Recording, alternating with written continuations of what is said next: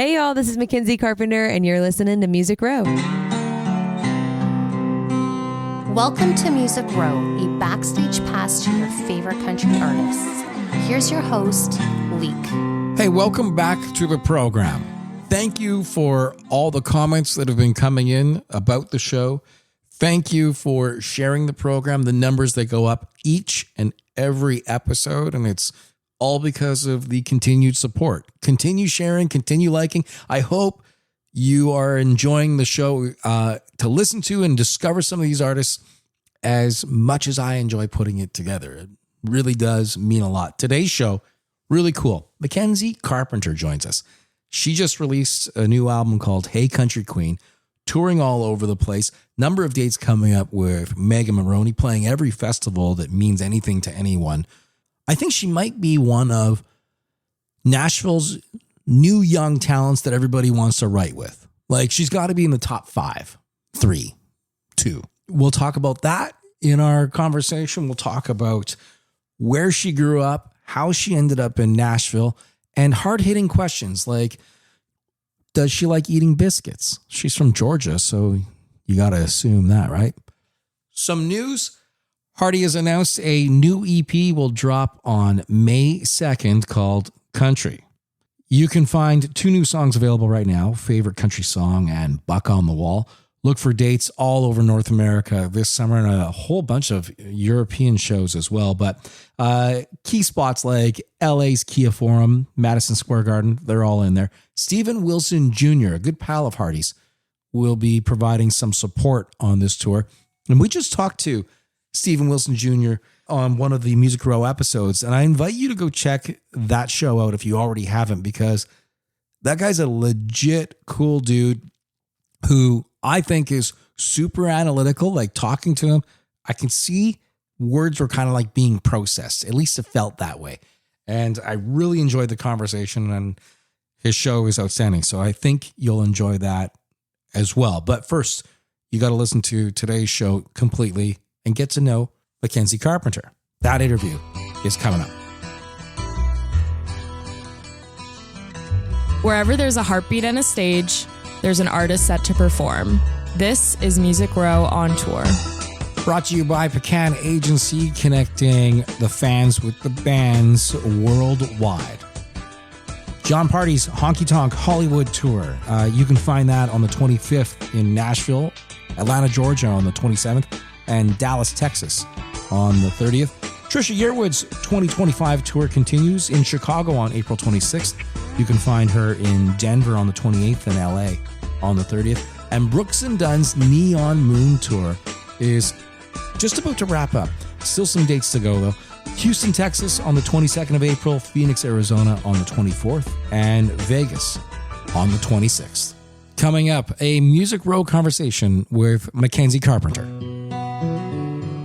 Hi, my name is Kim Stockwood. I am a proud Newfoundlander and a Canadian singer-songwriter. In a landscape where many lack access to health benefits or employee assistance programs, the Unison Fund serves as a lifeline of hope for musicians and music industry professionals facing medical emergencies or mental health challenges. To learn more about Unison and their programs, please visit unisonfund.ca. Hey y'all, this is Mackenzie Carpenter and you're listening to Music Row with Leake. Is that your first coffee of the day? It is. I can't drink coffee too early in the morning. What time did you get up today? I'm guessing 6 a.m. Yep. What time did you go to bed last night? 11. Okay, so that's not bad. You're being good to yourself? I'm trying. Honestly, they say that's the best supplement is sleep. And it is the first thing, like if I don't get good sleep, that's the first thing that makes me get sick or something. Is get sick or something code for angry?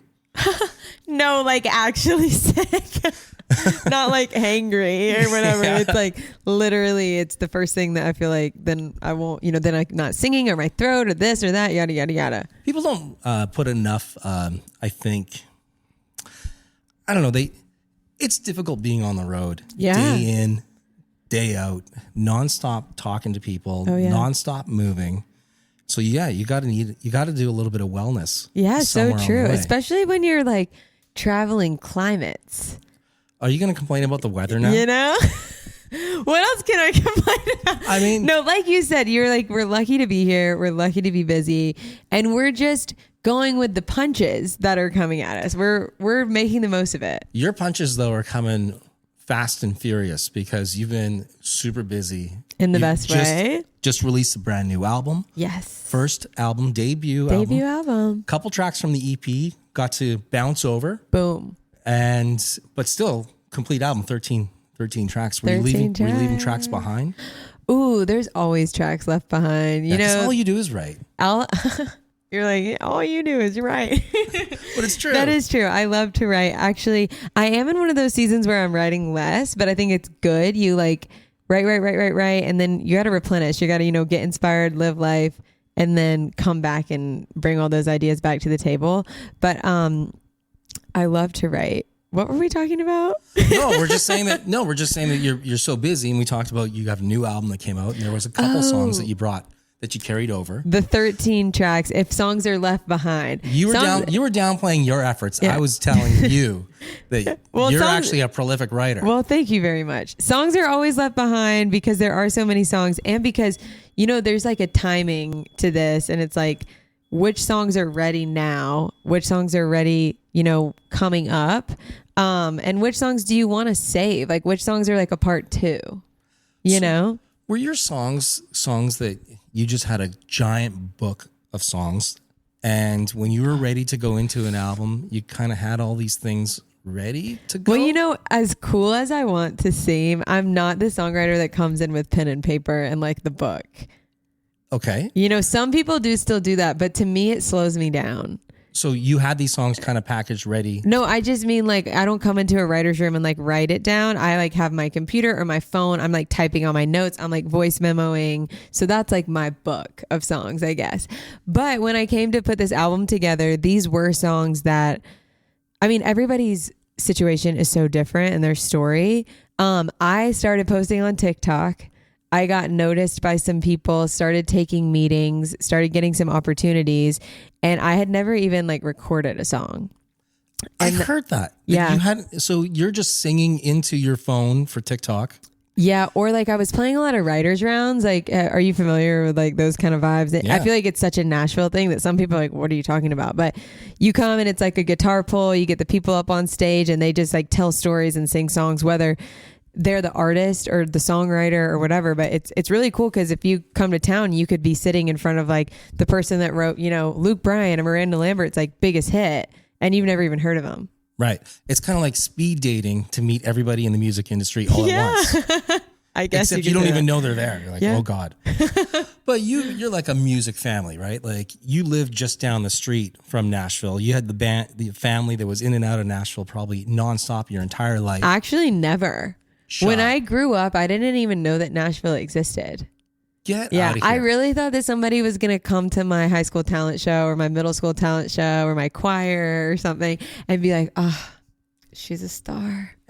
We got to take her to the big city. That is so beautiful because it's so honest. You're just a genuine person who is just out there having fun. And hey, if I keep doing it, I'm going to get noticed. You probably still have that same approach today when you do these guitar pulls. Yeah, but my family did like love music. My dad inspired me to start writing songs. My brothers were like in the band. We all played in a band in church. And so we did like, have a thing where we all played together and kind of like jammed. There's crazy videos of us like super little, all, being a band that we thought, and then started getting inspired to write songs, moved to Nashville, do the TikToking thing. And I was, simultaneously trying to figure out how to be a songwriter and be an artist. And so that's when this whole kind of part where I left off, where I start getting these calls, and that's when Scott Borchetta comes to the table and he like offers me a record deal. Yes. And it was like, one of those huge dream come true moments. And so, over the last few years that I've been with them, it's been about 3 years since I signed. We have been like, writing towards something and sending in songs and, what's the team? What's the vibe? What's the like ethos? What do you want the debut album of Mackenzie Carpenter to look like, to sound like all of those things? And now it's finally out there. So was there kind of a natural way it was going to sound because of what you were already doing on TikTok? Like, did that kind of guide the ship a little bit? You know, everything I was posting was like either a demo, which is basically an experiment, or it was like an acoustic version of me just like singing with a guitar. So lyrically and like vocally, it's always been the same, but I'm really proud to have like a lot of different producers all over this album that make it sound like very unique and diverse, but in the best way. The through line is country because that's the music I grew up on, the music I fell in love with. But we have a song called Cowgirl Like Me that's got like these big 808s, and it's like the Nashville Broadway going out bar hopping like hot girl anthem. Yeah. And then we have like I Wish You Would with Midland that's like honky tonk, 2-step, smoky bar crush. 90s. You know, like yeah, even it has it's Midland, so they're obviously they're a 90s sound. Yeah, everyone knows that. It almost even has like if like 80s country was ever like, you know, that kind of vibe, like the islands in the stream, like it has like very much a vibe to it. And then you have very like, you know, commercial country songs. It just has a little bit of something for everybody. So Midland is on the same label as you. Yep. And they're lovingly maniacs, as I understand. They definitely have. I think they've been on their best behavior with me so far. So I've gotten to have such a great partnership with them. But I have heard some crazy stories, and I think they just like to have a good time, and they're fun. I call them the Vibe Kings. Sure. Because I feel like they just walk into the room and like set the vibe. And so I actually wrote this song a few years ago and was trying to think about a duet partner. They're on the same label as me. Little fun fact, Cam in Midland, his wife has worked with me over the last few years doing a lot of my creative. And so she shot my album cover, like the photo and my EP cover. And so I feel like there's always just been a little invisible string between me and those guys. And I'm such a fan of them. So got the right people to send them the song, make the ask, and here we are. It sounds like such a funny thing. It sounds like, one, you had people reaching out to you because they saw you on TikTok and you're going, yeah, sure, let's talk. Yeah. Which is weird because you've got hundreds of thousands of people who are following you, and you have to fact check, like, is this person even a real person? Oh yeah, good point. You got the bots these days. Yeah. So, but it's weird because now you're with a label that is with the other band. The band is on the label. You're on the same label, and you still got to talk to your people to talk to his people. But yet a minute ago, you just had a number 1 because of a TikTok find. Oh, like, isn't that crazy? A wild world. It is a wild world, and there's so many layers to it. And every day you're like learning something new about the music industry. What are you learning about touring today that you didn't know 2 years ago? Freaking hard work. You know, I think that a lot of people, you show up to a show, or like from both sides, you show up to a show or you book a tour and you're like, oh, it's going to be great. And then you got to take a step back and you're like, hey, how is she getting from there to there to there to there to there? And like, I'm still, you know, an up and comer, like just put out my debut album. I'm a new artist. So like, I don't have a tour bus. But you're analytical and you're figuring out how to make it look like a tour bus every show. Well, so it's like, you know, we could be flying into a show and then renting a car. And then after the show, we're driving, you know, anywhere from 1 to 3 to 4, however many hours, getting up the next morning, driving however many hours to the next place, pulling up right in time for sound check, getting ready, playing that show, getting back in the car. You know, it's definitely a grind, but it's like, then you get to stand up there and like sing your music and connect with these people, and they're singing your music, and like they have a story about why your song matters to them, and you've never even met them, and you're like, how is that possible? It's kind of like a dream world. Yeah. In a sense, like you wake up and you're like, I've never met this person before, yet we've connected through something that you have done. You've inspired them in some way. It's pretty special, and I feel like that's what keeps you going. And then also, you know, the bigger you get, I'm not going to say the easier it gets at all, but logistically, you have some more people helping you, some more money to figure out how to get you there a little better. So a larger seat to sit in while traveling from state to state. You got still bigger problems, you know, but you know, there's things that get easier and things that get harder. So it's really interesting. Okay, so how many songs do you think you have written in the last 4 years? Oh my goodness. Because I know a lot of people have your music. A lot of people are playing your songs right now. You know, I feel like a different question that I can actually give you somewhat of an answer to is I feel like for every 100th song I write, I get a good one. Wow. Or a great one. So you have written hundreds of songs? Definitely. Oh, absolutely. I mean, my first thought when you're like, how many songs? It's like definitely like 1,000-ish. Because you were writing as a kid for the church, right? I mean, I wasn't really writing at that point. I was like singing in the band. And then I started writing kind of like early high school, maybe late middle school, somewhere around there. And were you writing with anybody in school? No, I was like solo. I was like that girl. They're like, she's just like the music girl. Okay. Whether it's good or bad. No like, sports, but you were just into music. No, I did everything. I literally played soccer. I was a cheerleader. I was in musical theater. I ran cross country. That's awesome. The choir. You had all that stuff because I think all those I went things, to a super small school. So they're like, we need you on the soccer team or we can't have one this year, you know? I like that. I know the town you grew up in was small. Yeah. But it's close to a big Athens, city. Yeah. Right? You're only 15 minutes away. Yeah. We're in a big city right now doing this interview today in Toronto, and it takes you 15 minutes to go 9 blocks in this town. I know the traffic's getting crazy. It's kind of like a good and bad because you can kind of get away a little bit. Was your high school big? No, that's what I'm saying. It was like, if you don't join the soccer team, we can't have the team one. Doesn't happen. And my senior year, it actually did get cut. We didn't have enough people.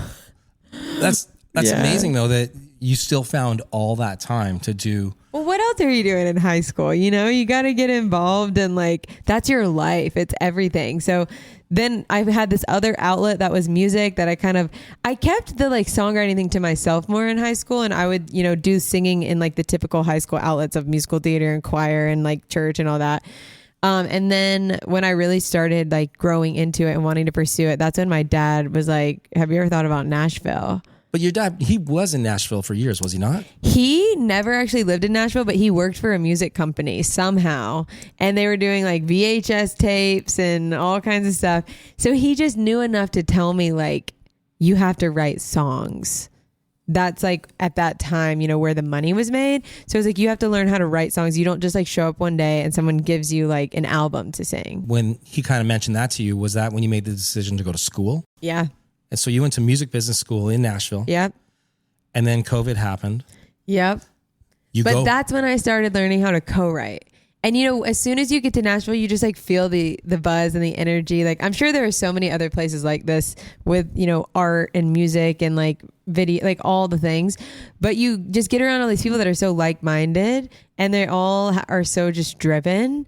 And you're all just trying to figure out and you want to figure it out so fast. And so one of the things they say at Belmont is like, look to your left and look to your right. And these are the people that are going to be like, you know, running the show over the next, you know, 10 years or so. And then it's so true. I've crossed paths with so many different people, like from going to school at Belmont. And that's where I learned to start co-writing because it's like, oh, I don't necessarily have a producer yet. Maybe I don't have a manager. I didn't have a record deal yet. You haven't recorded a song still. Never recorded a song, but I can show up and write one. And that's where I started like getting all those kind of hours under my belt and starting to collect all those songs. Did you finish at Belmont? I did. I know a lot of people, they're cooler than me and they dropped out, but I guess I needed some kind of security blanket. Well, there's also that weirdness of, you know, during it was COVID. So what else were you really going to do? We didn't know if it was going to continue or not. So right? True. So yeah, then as soon as I'm kind of ending up at Belmont, that's kind of when a song that I wrote with Lily Rose, Villain, started kind of having its moment. And she found you on TikTok. Well, actually, no, she's from Georgia. So we got connected through a mutual friend, but she started popping off on TikTok. That song was like one of the first viral moments and she signed a record deal and like started a whole career. And it was the first time that I got to see like what it means to like be a songwriter and like see your song go out into the world and like what that means. So lots of learning. Yeah. And you're still in contact with Lily today. Absolutely. Because wasn't she kind of signing you on a little bit? Like, oh, you know, she was just such a champion for her people. And I could say that about a lot of the people that I work with, like even Lily and now working with Megan Moroney so much, like both of them after we like wrote great songs together have just been like, hey, shouting me out, like, you know, pushing their fans towards me. I didn't ever go on tour with Lily, but I'm on tour with Megan. Lily took us all out to like a beautiful dinner when her song like went to radio. Like everyone is just like very supportive and kind and like wanting to build each other up because, you know, the better that we all do, it just helps the person next to us. So you were always the performer, growing up with the family and always on stage, singing the songs. Now you're becoming one of the most sought after writers in Nashville. Is there one that you prefer over the other? Because traveling's a bitch. We kind of talked about it. Yeah. That's such a tough question. I always say, like, I don't have kids, but it'd be like picking a child or something, like between two of your favorite things.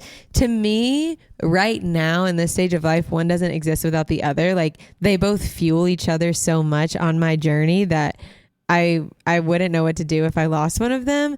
But I also know that, like, yeah, if I was like, oh, I have to perform, then I'm like, well, if I wasn't performing lyrics and like melodies that I was attached to, like, would I feel the same way about performing? But then if I never got to have the connection where I go into a room with another artist and like help it click with them, like get to be such a part of like the emotion that they're feeling or the idea that they have, like, would I be okay with that? And so it's kind of like, well, one feeds the other. It's like having a car without wheels. So true. Like, do you still want the car? Yeah. It looks good in the driveway on the blocks. Yeah. That's tough. Yeah. So this summer, we mentioned you have dates coming up in the next few weeks, Megan Moroney, and then it's festival season, going to all the festivals. You did a lot of that in the last couple of years, but now it's a bigger stage, bigger rooms. Yeah. What are you looking forward to in 2025? New album just comes out. You're the queen. Everybody knows it. Oh, hey. I think I'm just looking forward to letting this album live for a minute and like letting people get more and more comfortable with it, and like I've never put out like this many songs at one time. Sure. So seeing what people love and seeing what people gravitate towards and just continuing to like let them get to know me. And then also, like you said, I'm on the road. I'm going everywhere that I can possibly go. And I'll be back. You're also responsible for these songs because you're the one who's performing them. True. Right? True. Handing it to Lily or Megan to say, hey, here, Megan, here's a song to go play. Well, thankfully with both of them, they're both amazing writers themselves. So we wrote the songs together. Right. But I'm just saying, you don't have to go out on the road and it's like, sweet, go work that song for us. I love it. It's like investment banking. Yeah. I guess I know nothing about investment banking, but I thought they taught you that in the business school, absolutely the music not. business school. Yeah, this business degree that I have. It's working magic over here. But you have Canadian dates. You're playing big Canadian festivals. Yes, it's going to be my first time playing Boots and Hearts this year. It's a big one. I'm really looking forward to that one. Then I'll be at Country Thunder in Saskatchewan. Yeah, I saw you. You also have a hopscotch tour throughout the summer right now because you're playing in California one day and then you're in like Saskatchewan and then you're in South Dakota. And hopscotch, I like that. Maybe that's what we'll call it. But you're getting to see parts of the world that before this, I'm guessing, being from a small town, northern Georgia, there wasn't a lot of traveling with the family.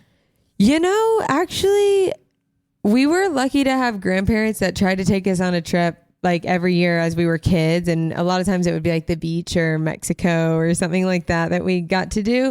But this career has definitely given me that gift of getting to like go think outside the box and get outside of my small town. And it started with moving to Nashville, and now in this last month I've been in London, Australia, now Canada, back in the States, all the things. So it's starting to take me around the world, and I think that's like I said, a gift that it's giving me.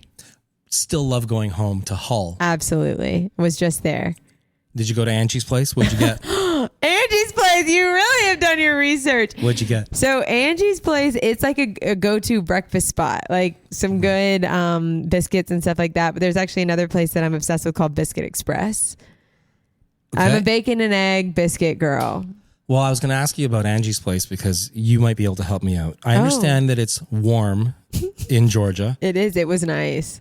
But they have a sign that says ice, a full glass of ice is 50 cents. And I'm like, what is going on that ice is so expensive at Angie's? Because I was just at Costco and I could buy 10 giant bags for $7. It seems like they're running some sort of ice racket. Is this the truth? Oh my gosh, I haven't heard of this. There's no breaking news from what I know about the ice in Georgia. We got to get a team on the streets. Goodness, yeah, okay. We got to figure that out. I guess, when you first said 50 cents, I'm like, that's a steal. But then I guess when you compare it. Well, maybe compare it to 10 bags of ice at Costco for $7. Yeah. Where do you put all that ice? Wherever you want. Do you have like a big freezer? This is Canada. The fact that we're buying ice to begin with. I guess you could just sit it outside. let's say that someone is new to Nashville. What do they have to do first? Your opinion. I mean, like I started this conversation, there are so many different ways this can go. And there's people that have done it faster and better than me. So who knows? But I kind of just live by the philosophy of like showing up Getting every up and day. doing things.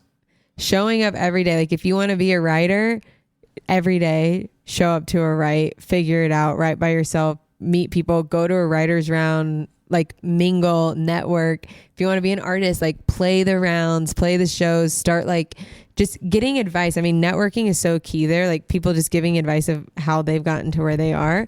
But the thing is, there's really not a right or a wrong way. I mean, you hear every artist and songwriter, it's always different. You're on the side of just do. I think just do consistently.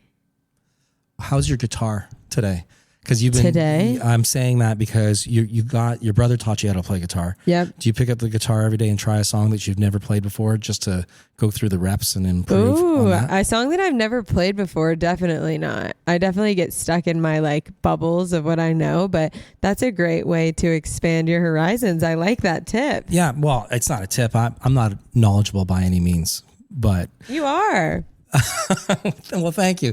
Listen, Mackenzie, you have a zillion things that are going on. Congrats on the new album. Thank you so much. And I look forward to seeing you perform live real soon. Yeah, I'll Lots be of back. dates coming up all throughout North America, including Nashville on the 24th.